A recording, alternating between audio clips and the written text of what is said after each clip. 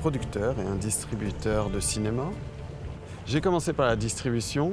L'idée était de découvrir des nouveaux réalisateurs à leur premier ou deuxième film.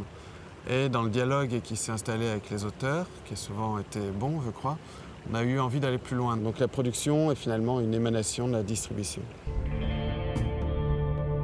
Alors voilà, mon objet fétiche, c'est la bande-annonce en pellicule du premier film que j'ai distribué en France, qui s'appelle Maudite pluie, et qui a été tiré dans les studios de Bombay en 2011. Objet fétiche. Pourquoi fétiche? Parce que ça a été le premier film que j'ai distribué, que c'est le dernier film que j'ai distribué en pellicule. Donc ça marque aussi un temps du cinéma, parce que tous les films ensuite ont été sortis, étaient de plus en plus en numérique. Et du coup, cette petite pellicule qui est à la fin, c'est une bande-annonce, du coup ça dure pas très longtemps, c'est pas très impressionnant de voir juste comme ça.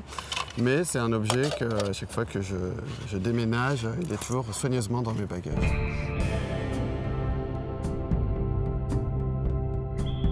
On est en 2020 avec un confinement, c'est pas tout à fait. La question n'a plus le même sens. J'ai jamais été autant actif en production et en distribution d'ailleurs. Ce qui m'anime, ça va être le film qui n'existe pas encore et qu'on va fabriquer ensemble. Donc c'est en fait de rêver un film et d'arriver à le faire.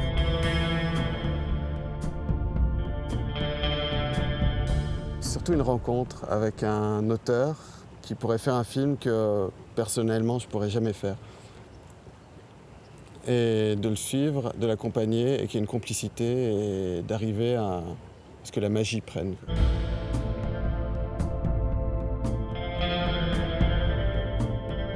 Non, c'est pas vrai. Enfin, les deux sont partagés en fait. Mais on va pas dire à l'artiste qui est machiavélique et au producteur qu'il est artistique, parce que ça brouillerait un peu les pistes.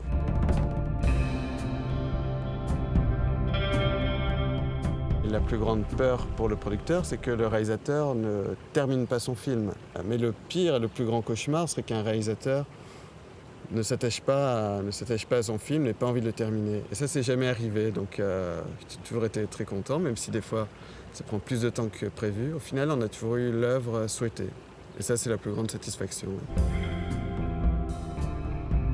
Un des prochains projets qui me tient bien à cœur, c'est un film d'animation d'un réalisateur brésilien, Gustavo Steinberg, dont on avait distribué Tito et les oiseaux, son précédent film, et son prochain qui s'appelle Bush Dog, Chien des buissons, qu'on aimerait venir faire dans la région, Paul Magélis, à Angoulême.